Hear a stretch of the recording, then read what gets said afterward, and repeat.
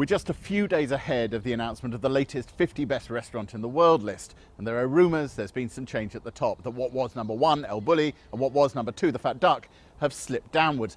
Now, often on this blog, we're accused of being too friendly towards Heston Blumenthal. In the comments down there, you slag us off endlessly whenever we interview him. So I've come here to Bray, to Heston Blumenthal's development kitchen just across the road from the Fat Duck, to ask him some pointed questions and perhaps in advance answer a few of your comments.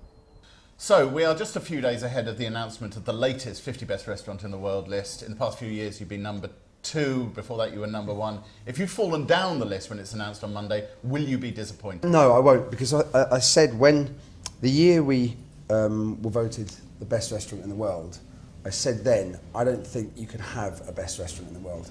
I think you can have a list that most people would put, and they're 100 best restaurants on the planet. But to list them in order, I think is really tricky because it then becomes so subjective. So when we went for election, we went from number 1 to number 2. I remember doing an interview with Channel 5 News, and just before I came on, I could hear, I was sitting in the studio, and I could just hear the woman introducing the next news article, and she said, British gastronomy has been delivered a blow today as the Fat Duck plummets from number 1 to number 2 in the top 100 list.